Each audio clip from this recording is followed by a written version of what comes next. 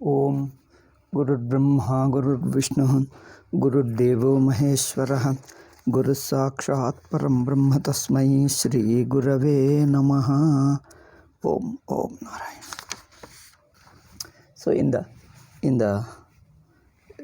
Gita, 6th chapter Gita, we were discussing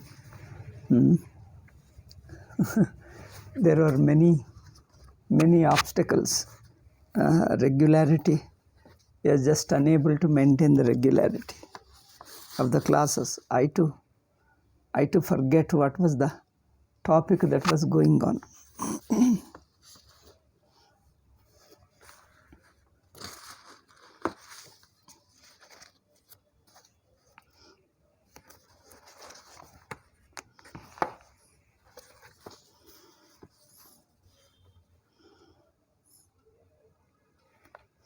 So,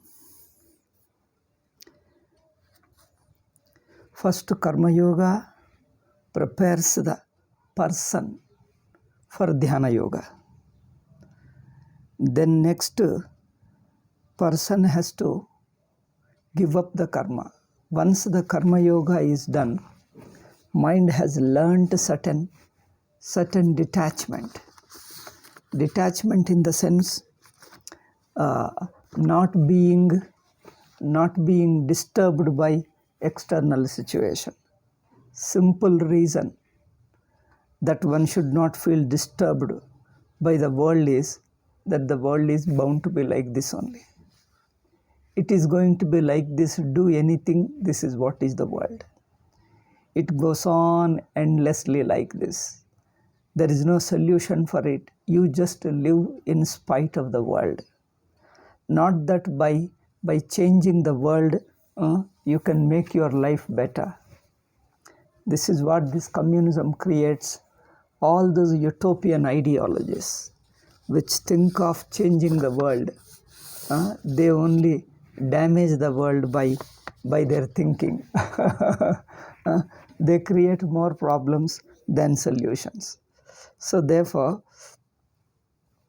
that for your inner growth,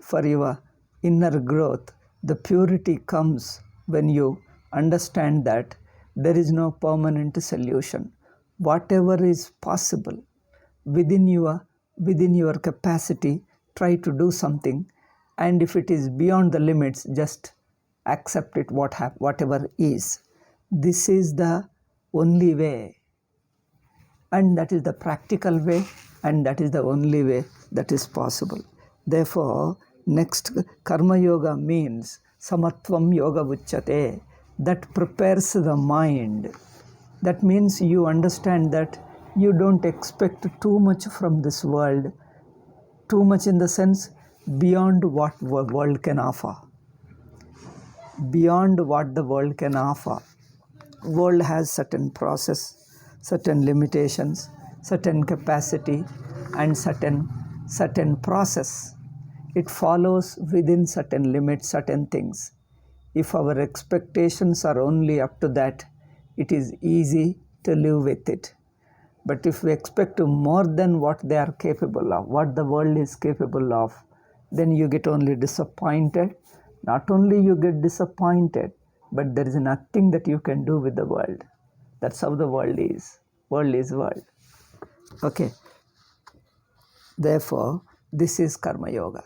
Karma Yoga prepares a person for Jnana Yoga, for sannyasa. Then the sannyasa is Ekaki Rahasi Sthitaha. This shloka we have done it in 3rd shloka and 10th shloka. Yogi Yunjita Satatam Atmanam Rahatistha. He should meditate. He should apply himself. He should concentrate his mind. How? That is yoga. Satatam. All the time he should do that. Rahasi live in a very secluded place. Secluded in the sense not in a worldly activity. Worldly activity requires continuously interacting, struggling, fighting with people, fighting against them. Here you don't fight against society. Don't fight against where you have to fight against the society. You have to fight against nature, then that's not sannyasa. Sannyasa is where you don't have to fight against them. Okay? Because you are nothing against them. You flow with them. That is simple sannyasa. Sannyasa means you just flow with life. It doesn't create a struggle. Struggle is you want to do something and it doesn't cooperate. Then you have to fight it, force it to change. Where you don't need to force things, force things upon them, just to flow with them. That is a sannyasa. Therefore, rahasi sthita, you live in a place where you don't have to struggle with people, because the worldly minded people, they need to struggle, they love to struggle. Simply, most of the time, they work against themselves. A part of the world, some people work against the other people, those people work against these people, and this is how the world goes on. But both of them want the same thing, then why do you have to struggle? It is jealousy, struggle, imposing. One wants a power and control over the other, and other one doesn't want to yield to you, and this goes on endlessly. So a person who is free from this kind of struggle is called sannyasa. You just pursue undisturbed. So the rahasi sthitaha means a free from the social life, a such society where you have to continuously either be power struggle or commercial. See, commercial and power struggle, these two are the disturbing society. So a person is free from both power struggle and the commercial. He wants to live a simple life. Such a person, rahasasthitaha ekaki. Ekaki means without any emotional attachment. Ekaki means, where is the word ekaki? Ekaki raha iti visheshanat sannyasam kritva ityartaha. Shankaracharya has not explained the word ekaki separately. Rahasi, living alone. Ekaki he has not explained at all. I don't know. Ekaki. Let me see. I think ekaki word comes in 18th chapter. Ekaki means free from the family relationship. That is ekaki. Vivikta sevi lagvashi yatava kayamanasaha.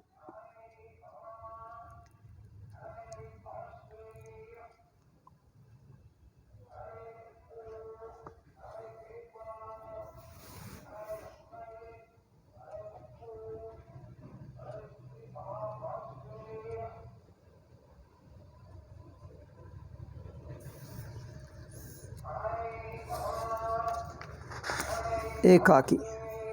Ekaki means without the emotionally, without the relationship, like the wife, husband, and children. These are emotional relationship. There is no emotional binding. That means you have to care for somebody, or you expect others to care for you. If you are expecting others to care for you, or you have a responsibility to care for others, their emotional needs, this is called a family or emotional relationships. Ekaki means you enjoy living alone, not bound by those emotional responsibilities, emotional relationships. Rahasi is free from the social, political, and commercial relationships. Okay. Ekaki yata chittatma. Then in spite of these things, then you may have your own inner urges. The mind might be pressed by the inner, your own inner urges that pull you. He says, Yata Chittatma. Chittam antakaranam atma dehascha sanyatau yasya. Nirashi vigata trishnaha. So he has a good control over your sense organ. Control means Yata Chittatma. Atma is body, Chitta is mind. Your mind and body remain under control. Remaining control means if you don't have unnecessary urges, body just obeys. And mind also obeys if it is not overpowered by desires. It is the desire that makes the mind outgoing, running, and helpless. So if you have no desire, mind is relaxed. Yata Chittatma Nirashira Parigraha. Nirashi, he has no desires. Desires means he doesn't have any worldly ambitions to achieve. If you have some ambition to achieve, that creates a problem. Because any worldly achievement needs the cooperation of the people around. Circumstances should cooperate. The money, the time, the conditions, the people around, all those things. So Nirashi Aparigraha.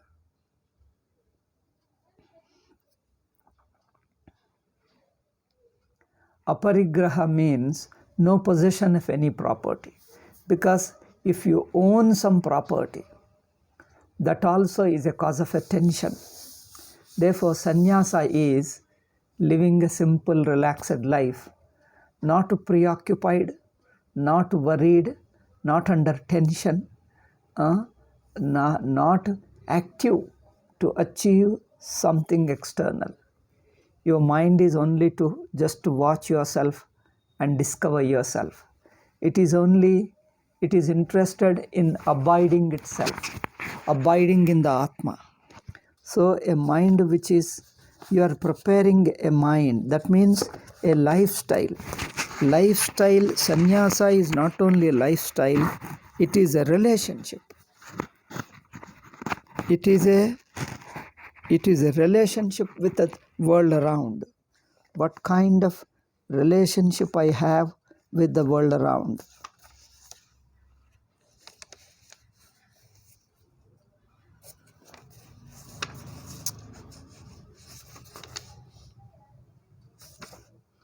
Okay. He says, it is the relationship. If the relationship means, if you insist on having a relationship, then it creates a pressure. You don't establish any relationship, you just live whatever is with you, whatever comes to you. Whatever happens to be with you, around you, you just live with it. Simply living is not a relation. A relation means you have to force either circumstances to become suitable to you, or you have to become suitable to it. In either way, you have to force. The forcing relationship involves forcing. Okay. The forcing creates a tension. So the sannyasa, I am explaining this sannyasa in the modern society, in the modern life. Otherwise, in that ancient society, what is sannyasa? We could explain by external lifestyle. External lifestyle, this is how you are supposed to live. As a sannyasi, those external life, the prescribed life, would explain what sannyasa means. Nowadays, describing by external life is not enough to understand what is inwardly sannyasa. Therefore, keeping that real sannyasa, which is only inner sannyasa, inner in the sense in the mind, what kind of a mind you are supposed to enjoy, what kind of mind you are supposed to maintain, that mind is sannyasa. Therefore, instead of explaining the external situation, I am explaining more of an internal state of mind, the condition of mind, what you say, the makeup of mind, the structure of mind. We have to develop a certain structure of mind, certain personality, and so that makes a sannyasa. Therefore, yatachitta nirashi, without any desire, means he doesn't have a goals, external goals. External goals, because goal is an external. When the goal is external, then you have to work for it. If a goal is external, you have to work for it, and people around you are terribly problematic people with you, because they keep on talking. If you ask them to do something, okay, I'll do, and they won't do, and they give you deadline.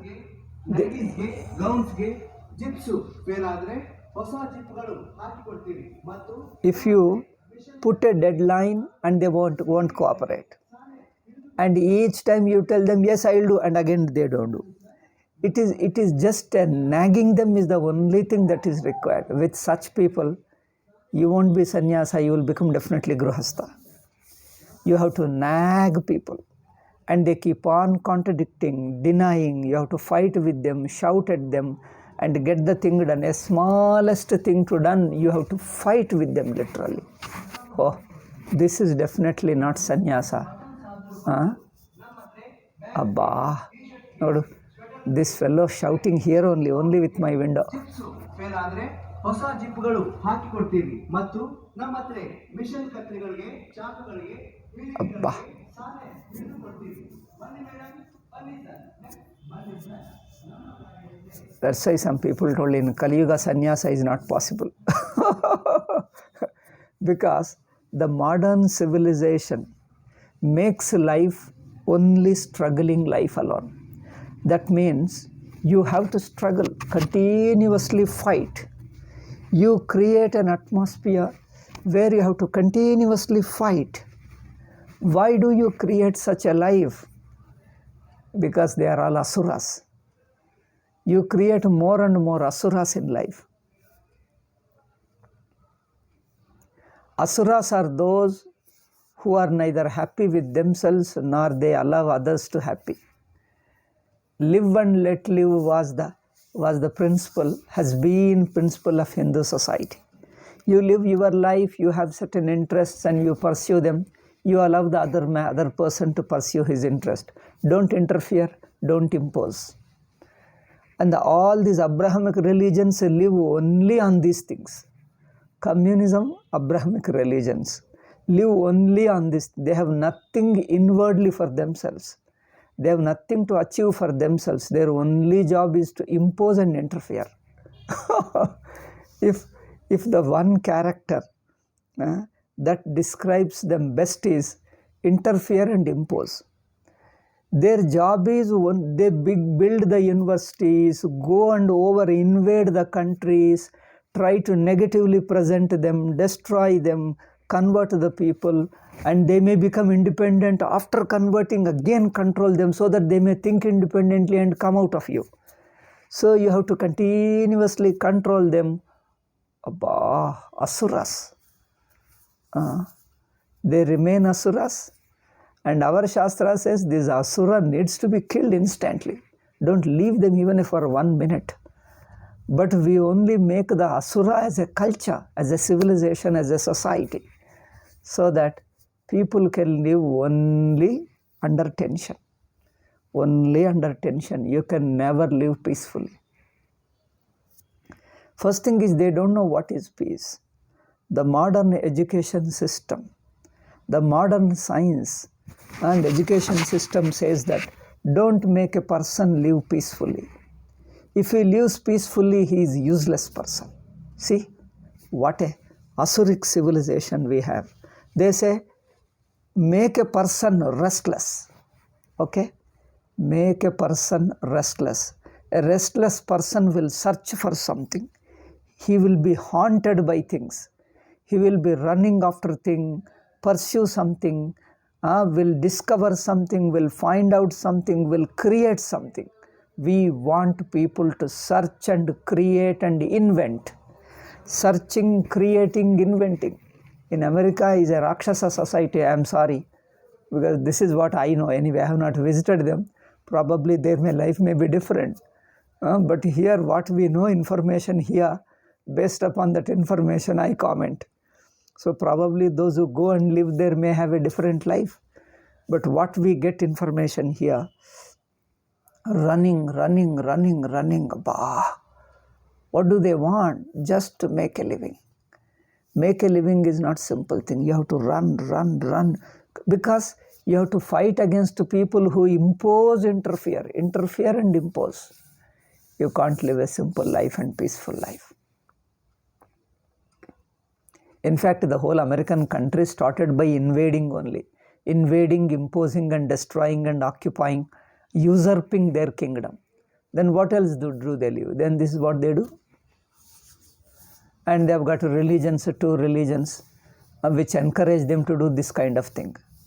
Their job is only to invade and expand your kingdoms and religion. You expand your kingdom, expand your religions. Invade them, control them. Why do you want to control? Unless you are Asura. Why do you want to control? If you interfere, of course, you have to take action. But Hindus have become other extreme. Those who interfere, impose, also don't take care of them. They don't oppose them. They just remain silent, let anything happen. They have become another extreme. So those who interfere and impose must be resisted. And those fellows have to be changed. If he doesn't change, then put an end to him, because there is no way. Nothing else can be done. If their job is only to kill others, then what can you do with him? There is nothing else to do. Their job is only to interfere and impose and kill others. The simple thing is allow them to live his way as long as it doesn't interfere and doesn't create problems to others. As long as doesn't create problems to others, allow the person to live in his own healthy, creative, positive way. As long as he is a healthy, creative, positive, allow him. That is the only thing you have to tell them. Inspire him with good values, allow him to live. But the very values these people are against. Okay, they have created a society which is violent, imposing, struggling. It is painful for everybody, struggling for all. Neither they are happy, nor they allow their people around happy. So they fight and they make others also fight. So painfully live, painfully die. I don't know what do they achieve in that. But thing is, there is no question of achievement, because it is like you enslave a person, brainwash a person to be an evil, and that evil person will only create more evil. Why don't you make him sane? Amo, we can't allow. I was wondering why this Freud psychology was born. What created the situation for Freud psychology? These Abrahamic religions created Freud psychology. I don't know, people have some different views, but my view, based upon my understanding, is there is something basically wrong with Islam and Christianity and communism. These three are born from the very perversion of the mind. They are not natural, they are not healthy. Asura.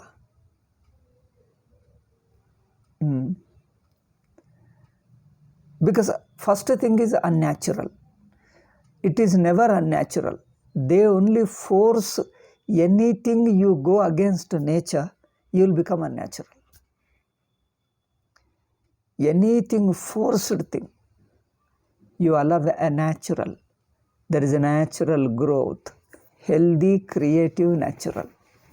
And naturally you grow. They don't allow that. They impose it because you want to control. I feel the Bible starts with artificiality.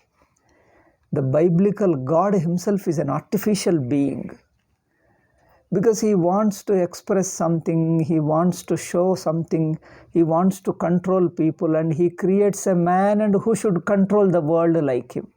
And he says, go and control the world. Go and win over the world. This is a mental case. This is a Freud case. Freud psychology was born in an atmosphere where Bible and Quran live. Okay. That's why we never had Freud cases at all in India. The poor people also, sane people, rich people also, because there is a basic human life, that is a saneness. There will be little aberration, human weaknesses are always there, but we didn't go into such an extremity we didn't allow. There will be some problems even in Indian society also, they have been there. But this extreme, you suppress so much that you abnormal.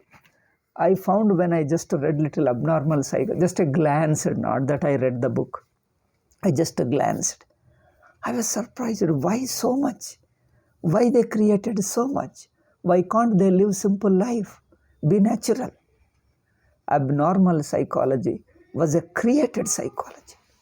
Human life, it is a great curse that the people can become like that. Amazing thing. The Freud was created by the biblical atmosphere. You force anything, the whole Bible talks of artificial, unnatural feelings, unnatural thoughts, force people, control them, God himself is a restless fellow, threatens people. Why do you have to be so threatening, restless person? There is something seriously wrong about how you conceive your God. Your conception of God itself represents what you are. If your mind is restless, unnecessary problematic mind imagines a problematic God, and then starts that such a problematic God gives certain revelation, and then another problematic prophet. All the fellows are problematic. None of them are natural, healthy and creative. They keep on imposing. They say one prophet was born. In order to justify this prophet's misbehavior, they talk that earlier prophet was like that, earlier society was like that. In order to solve the problem, this prophet came and did something. First thing is that earlier prophet himself created a problem, unnatural society. And this prophet comes, adds the problem. He makes use of the problem, doesn't solve the problem. He also imposes. Earlier prophet imposed and artificially created some problem. Next problem also forces and imposes again. And again next prophet comes, third prophet, the last prophet, they come, he also imposes again. All the fellows are imposing people only. The something is basic. You never find any inner, whether in the Old Testament prophet or Jesus or even this thing, we never talk of their inner sadhana, how they have learnt inwardly, how they have grown inwardly, meditation. They keep on talking of society, how to control others, how to impose others. Only talk of these things only. And God threatening you, and then you will do something after death. Oh, only these are the only things they talk of. And they justify that is the only religion. And they blame that Hinduism, something is talking, and they keep on telling that it is not imposing, it is not fighting with others, therefore Hinduism is a bad religion, it should be urgently wiped out. See, this is how they talk. So it looks, it is, so he comes with a sword. Can you spread a religion with a sword? No. Why do you have to fight with people? It's understanding human life. And he says that in Makkah, 360 idols he has to destroy and all that. Do you see any religion you have to destroy people and kill people and all that? Why do you have to do so much? Why do you have to kill people in order to establish a religion? Religion is your inwardness. This is what everybody loves. What is natural? You have to just give a turning, inward turning. It comes naturally. So, the problem was not with the society. I found after reading these books, The problem was not with the society. The problem was created by those series of prophets. These prophets were the problematic people. They have destroyed the society. Human beings were simple people. Of course, they were immature, childish, sometimes little violent, but these are all human weaknesses. The problems born of human weaknesses have to be properly channelized. Mind has to be properly channelized. Give them good ideal, a healthy belief, healthy thoughts, healthy feelings, healthy faith. Healthy means logical, combined with logic. Then gradually they will turn and grow. No, they didn't do that. They further provoked them, suppressed them, and then did much more mischief. I feel it was the prophets who created the problems. The entire series of prophets. I don't see any prophet as a saint. From the first one to the last prophet, all of them are insane people. Not only insane, they are the ones who created a problem to the world. If there were no prophets at all, I think there would have been some problems, but at least they would be human problems. And partly problems and partly they would have grown. These prophets have suppressed all real saints, the real mystics, real jnanis, real sincere, creative, healthy spirituality they have suppressed. Healthy dharmic life, healthy values they have suppressed. They have created pervert values, social perverse life, because I don't know, because they themselves are perverted. And they have artificially created the problems. Not only they have created, even now they are controlling the whole world. And some of the atheists in Europe and America, they have to fight a lot. To fight against such an entrenched these prophetic religions. The prophets and their monotheism and their, not only monotheism, that the mono-religion. That's why religion, I think there is nothing on the earth which got such a bad reputation on the earth. Nothing is comparable. Even I think drinking alcohol didn't get such a bad name. Alcohol did not get so much of bad name as the religion got. Religion got the worst name only because of these prophetic religions. In fact, religion means any religious man is a very nice man, lovable man. That should be the real religion. Everybody loves. People of any, even the moneyed people, poor people, and then educated people, illiterate people. So because it doesn't impose anything, just like a river, he flows naturally. Therefore, the real saint is a person doesn't have an agenda. A saint doesn't have an agenda. He lives. It becomes a spontaneously, people get inspired. Spontaneously things happen because they see something good in him and just they follow. It's natural. You don't have to impose, you don't have to bring revolution. And why this threatening revolution? And then you displease somebody and the king arrests you and then crucifies you. Even that is again, you're working against somebody. You don't find any saint in India being crucified and controlled, arrested by government and all that. That's ridiculous. Because nobody persecuted and got persecuted. Nobody rebelled and persecuted. In all our saints, there was neither rebelling nor persecution. There were neither rebelling nor persecution. Because we understand, according to the level of a person, each person has certain mind, certain level of thinking. Accordingly, you guide him from that level. First, you give him basic values. Basic values, you give him whatever ritual, whatever concept of God, whatever ritual you have. Basic values should be just the same and universal. No, they start with there alone. No universal values. Exclusive values. One group fights against other. They start with invasion. You invade others and get their kingdoms, their property, and then they kill their people and take their women and take their young people and kill all their older people. Little adults, you kill them, take their young boys so that you can brainwash them into your religion.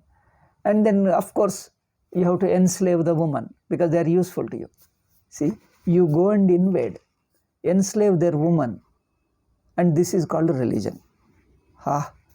People must be an insult to humanity. Shameless people that these books are still continuing and people are reading those books and discussing what is there to discuss. All those things, tear the books and throw into dustbin. If you have a common sense is enough to throw away these books, these Abrahamic books, just to tear them and throw into dustbin. Common sense is enough. You don't need big revolution and big all nonsense because they are all asuras. The whole first thing is, it is the prophets who are asuras. It is the prophet, the series of prophets, right from the first prophet to the last prophet. All the prophets, without exception, I tell you. There were people, real saintly people, even in Europe and America and all over the world. They are just unknown, or they may be less known because they didn't propagate, they didn't impose, they lived their life, and disciples came, some people came, they just taught them and went away. They lived a simple life, like wind comes and flows and goes away naturally. Just like they lived a simple life. And they lived themselves with that love and compassion and values and this thing. And other people have naturally picked up, no imposition. Seeing their life, seeing their words, people learnt and they practiced it themselves. No propaganda in the name of a person. This propaganda is a problematic. Why propaganda? You just live and others like it, let others also learn. So you learn for yourself and others also seeing your life, they also learn. Okay, is it not enough? Therefore, real spirituality spreads like this alone. You don't impose, you just live it and share with others. Those who listen, those who like it, they follow. Otherwise, some people take little more time. Don't impose. Don't condemn, don't create problems. Don't threaten anybody. If he has got some beliefs, some thoughts, some ideas, no question of threatening. Allow him to introspect. Let him learn first basic values, then gradually they will learn themselves. It's a simple life.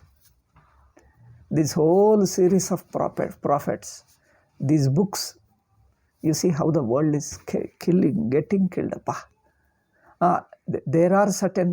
There have been wars for greed. See, there are two types of problems. One is the human weaknesses. Other is organized, legitimize those human weaknesses in the name of religion and organize a society, organize a property, organize an army to defend those legalized human weaknesses. Legalized human ego, human weakness and pervert values. I don't say pervert values are not there outside religion. They are all there in human life only. Problem comes here. The human life, in the human mind, there are some good and bad. So the natural human weaknesses, human values, when they are legitimized in the name of God by the prophets, and they are organized, you create an organized society to defend those pervert values and pervert beliefs and your pervert concept of God and prophet and all that. Then the problem starts. Because the problem becomes bigger. Starts means problem has been there, but bigger. But when the problem was a human weaknesses, we can handle them by giving them good values. Because the human weaknesses can be handled by the human good values. That is a simple. Unorganized problems can be solved by the unorganized society by teaching simple values. Healthy guidance. But once you become organized, it becomes a mafia gangs. These mafia gangs keep on expanding, controlling, increasing their power, social power, economic power, technical power. How much of bombs have you ever seen? First time Hiroshima, Nagasaki, some bombs were dropped.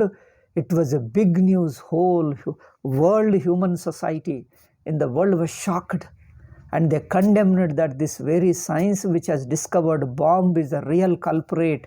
It's a real criminality that we produce bombs and all that. Later what happened? Now you see, bombs in thousands and thousands. Now the bomb has become a raining like bombs have become rains only. Rains now. How much you produce now? Because there's so much of hatred, so much of ego, so much of hatred. And it is legitimized by the religion, organized by their religion, and directed it against one group. First, why divide the people into groups? Groups are there to do certain collective work, because what cannot be done singly, supposing you have to do some work, agriculture work, single man can't do, they have to come together and then do it. Anything where you need hands, more than one hand, you have to lift a big table, you have to build a house, a single man can't build. 10 people you have to help and do. There you need to organize. Organization is required what cannot be done by a single person. That's all.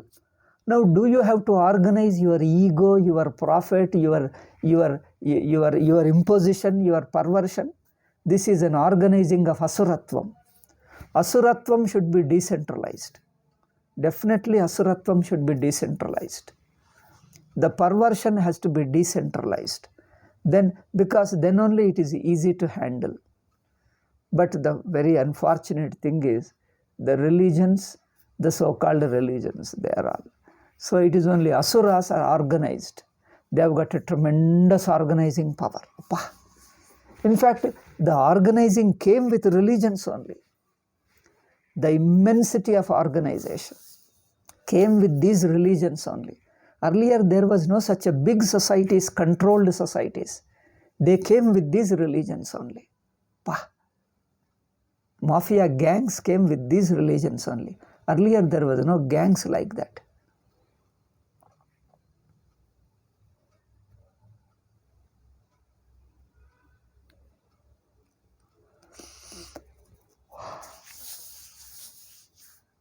So this is the human problem. It is not a problem of a given group or given person. It is the very human mind where the problem lies and how to solve it.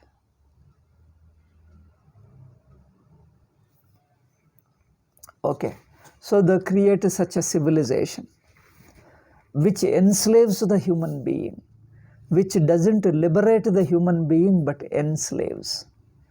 Or one ideology is replaced by another ideology. All the ideologies are enslaving ideologies. Enslaving. You allow the people to live. Only tackle the human natural weaknesses. Natural human weaknesses, you tackle them. You need only that much. Other things, it will automatically be taken care of. Don't organize the human egos, human problems, ego, impositions. You want to impose. You are jealous of people. Why do you want to organize jealousy? Communism is an organizing of ego and jealousy only. Because when we first time heard communism in our younger days, I found there is nothing but jealousy only. There is nothing but jealousy and ego.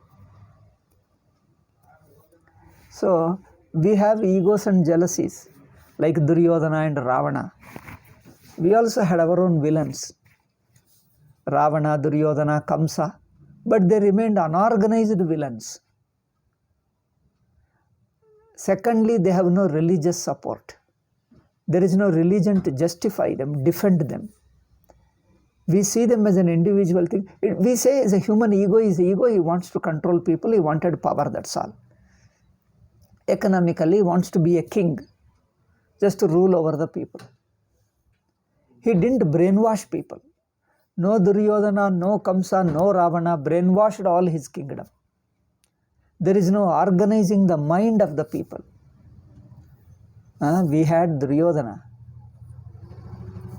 Kamsa, Ravana. They didn't have religions. They never took the name of God, that God told me to be like that. They told, I just do it because I need money and pleasure, kingdom. That's all. Just a human weaknesses that you want money and power and all. So if it's an unorganized individuals, they could be tackled. But now, in the name of God, some prophet comes. The prophet is such a conflicting thing, takes the name of God and puts all his ego. All the prophets I have seen, all these European, American, all prophets. We don't have prophets. In Hinduism, we don't have prophet. The very prophet is the dirtiest word on the earth, I tell you. The very name prophet is a dirty word. The main name monotheism is another dirtiest thing, because it's an asura thing it is.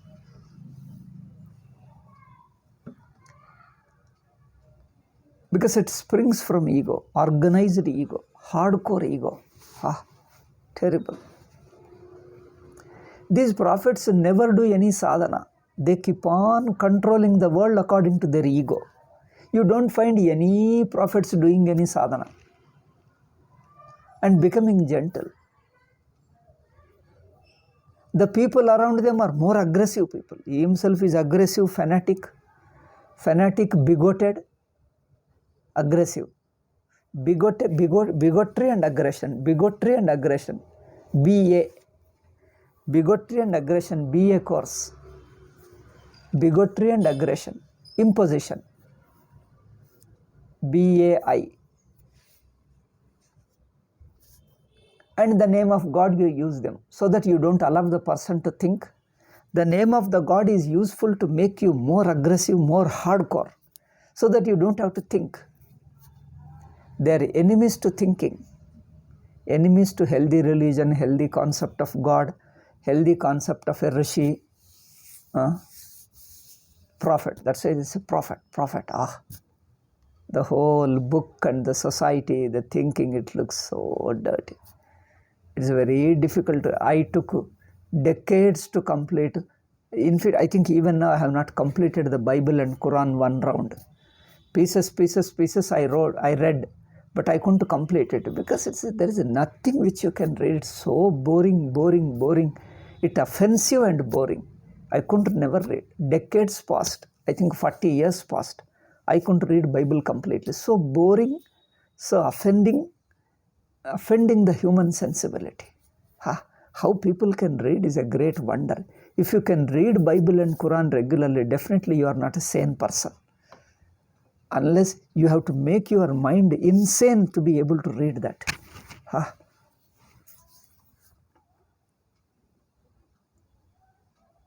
Terrible. Because the very concept of prophet, he controls God. He claims he is a representative. He suppresses God and uses the name of the God he talks. Suppresses God. He makes the God to shut up his mouth and he speaks in his name. It is nothing but blackmailing, hijacking God. Hijacking God. No, not hijacking. Hijacking and hostage. Holding hostage. And releasing words after words in his name. God said like that. Ayyo Rama. What a sad thing. Terrible thing. I think unless people understand this very nature of prophetic religions and come out of them, that is the real liberation to the humanity in the world. The entire humanity needs liberation from the prophetic religions. The very prophetic religions, right from the beginning to the end, they are just nothing but curse to the humanity. It may offend some people. Let them think. Patiently think. I am not imposing anything anyway. You just think for yourself. You will understand for yourself. We are only just pointing out. You can think for yourself and find out what I say is true or not. You will discover for yourself. Because we are not propagating anyway. That's why Hindus, we don't propagate. We only point out and leave you. You can study for yourself. You can say it's open facts. Why to hide it? We don't need to impose, because facts are there in you, in your heart, in the world. For facts don't need propaganda. We don't need organization and control and all. Vedanta doesn't need organizing, controlling. Vedanta is a discovery, is an understanding. Why do you need control? We don't need control, and we can't control. It looks so boring for us. Why do you want to control others? Vedantins, we don't want to control anybody. Because the desire to control others itself is my inner bondage. It is. That I want to control others itself is a bondage for me. Why do I have to be free? Why should there be an urge to control others? That's a ridiculous. We never think of controlling others. No imposing, no brainwashing. We just to point out the facts. Just to watch for yourself. You will understand. Facts are there right in front of you. Only thing is, you don't be brainwashed, don't be brainwashed. Be open and discuss. You will see gradually. Be balanced, don't be extreme. In the name of healthy thinking, reasonable, logical thinking, again people are going to another extreme. See, in Europe, one side faith was accepted, logic was rejected. Later atheists came, they took logic and rejected the faith. This both are extreme. There should be a healthy combination of faith and thinking, faith and reason. Faith and reason are not bad. They are mutually complementary. The faith corrects at an extremity of the logic, reason. The reason corrects the extremity of the faith. It protects the faith from becoming fanaticism, becoming bigotry. Faith is a healthy mind. The reason protects the faith from becoming bigotry, becoming a fanaticism, bigotry. Faith protects the reason from becoming extreme egoistic, extreme dryness. Therefore, there is a healthy combination, mutually complementary, of faith and reason. And when the reason came, it rebelled against faith and threw the faith completely. Of course, there have been some good people, healthy, balanced people. Even in Europe, there have been. Even now, there are healthy, balanced people who talk of the faith and reason. Okay? So that should be the right way. So the sannyasa can happen in a society which lives a healthy values. So that's why Hinduism is a society based upon Vedanta and then Vedic knowledge and understanding. But it got disturbed in between, and particularly this foreign rule, these Abrahamic invasions of Abrahamic religions, two religions, they have destroyed the society. We don't deny that it had its own problems. It had, but they were not organized problems. They were simple human weaknesses. They were corrected, and again new weaknesses arise. It's a continuous process. We keep on correcting. But correcting a few human weaknesses isolated or weaknesses is easy. But you organize them in the name of religion, in the name of God and the prophet, and it becomes a thorough organization. Then this becomes a terrible torture. Nobody can correct him. This is what is happening. They are invading India also. The only surviving religion, Hinduism, on the earth, they want to destroy. Ancient all religions, pre-Islamic, pre-Christian religions, all over the world have been destroyed. I think even now they should revive. Revive means they don't know what were the European religions, but at least the basic human values which are universal. This much they have to start. Faith means to take a healthy faith which is not opposite to reason. The concept of God should not be like this exclusive God, monotheistic God, exclusive God, hateful God, jealous God. These things, these are all ridiculous. Even the human common sense can't accept it. Take a healthy idea of God. I think you will have a best religion on the earth. So I think this religion you can revive. The pre-Christian religions you can revive. But at the same time, be aware that there will be human problems, human weaknesses, but don't allow them to be organized. We can tackle them, we can handle them. And this kind of awakening, this kind of education is required. But it doesn't seem to be successful because they are entrenched. These Abrahamic religions and communism, they are assuming new and new forms. Each time, if once one form is defeated, they are assuming another form. If that is defeated, another form. So they are becoming a terroristic mafia gangs. Terroristic gangs all over the world.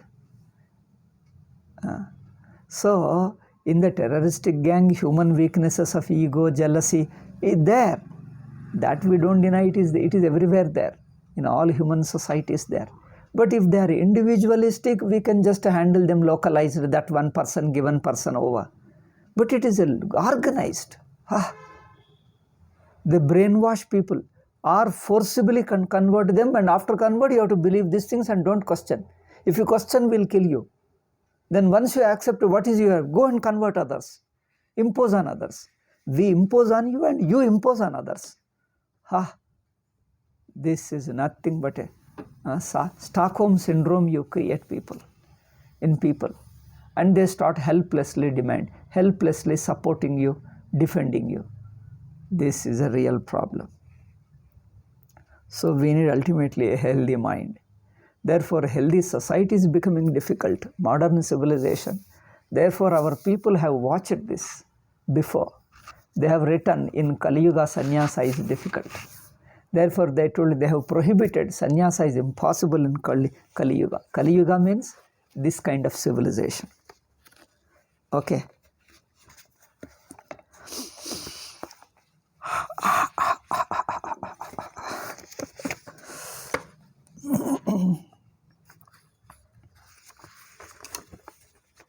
We'll stop with this today. Okay.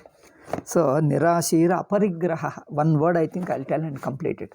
Aparigraha means not possessing personally any property. Possessing means for sake of enjoyment. Need is different from enjoyment. See, the sannyasa, Indian life, when you want a simple need, basic needs, you don't need to own property. The basic needs are given freely by the society and nature. See, we had nature. We always protected nature. Environment we protected. Hindu society, ancient society, protected plenty of environment. Then next comes the society. The basic needs nobody should be denied. If somebody wants just basic needs and is not ambitious, he doesn't want any luxurious life. He doesn't want very comfortable. He wants to live simple basic needs. Nobody will control him. Nobody will control him. Nobody will enslave him. He is given freedom. The nature will give him and the society also will give him. It's a simple life. And those who have a personal ambitions and ego, then you have to fight with the society. And now that is lost now. Simple basic needs you can't live now. We have created such a society. Basic needs of food, clothes, and live simple life somewhere like a sannyasi you can't live. Because the terroristic society, terroristic religions are spreading in India. Earlier we would walk from village to village and leave some village and somebody would give food and go away. We'll teach basic simple values and simple devotion, not particular concept of God. We teach simple devotion. You have any concept of God. God is a general term. Which concept of God we were not particular. God is a general term, Godhead. Divinity is common. You take Rama, Krishna, Shiva, okay, anybody is okay. Divinity is simple word. And devotion.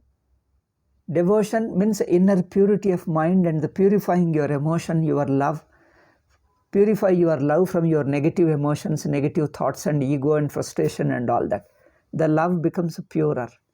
This is what a sadhus would teach, and what they expect is just to give a little food and they'll eat the food and spend a few days and then go 2 or 3 days, 1 week, 10 days and go to the next village. So they were harmless people, nobody disturbed such sadhus. Society would take care of them. Society also would remain healthy because these are all simple values. Now it is impossible to live in the society because all these terroristic Abrahamic religions are spreading all around. They kill sadhus if you allow, if you come there. They'll torture you. You cannot go to any village because all these terroristic two religions are spreading all around. They have nothing but hatred. Hatred is only their religion. Their God hates, their prophet hates. They also hate. Like what kind of human society lives there with such religions? Oh, you go to Kashmir, no person can live, no sadhu can live in Kashmir. Even normal human beings cannot live. Where is the question of sadhus? You cannot live. So this organizing a religion is the real asuratvam. This is the speciality of Kali Yuga. Kali Yuga created. Once these two Abrahamic religions, probably third one also, when they were spreading, Kali Yuga came. Kali Yuga started with these three. The fourth one is communism. They created Kali Yuga. Before that were their human weaknesses and they would tackle them, but not organized way. At least they could live side by side. See, little asuras. Asuras were there. Normal human beings were there. People with values also could live. And recluse sannyasis could live. All these four people could live in the same society. Peacefully. Peacefully in the sense without interfering, without imposing. They could live peacefully. Here and there little bit was there, but somebody else would come and take care of them and again go on. It goes on. But it was not a so organized systematic gangs. And that is the modern civilization we have. Terrible thing. Even now people have to learn these things. So aparigraha means a person who needs a simple basic needs. Basic needs somebody would take care. He can devote his time just for meditation alone. Okay. Om Shanti Shanti Shanti.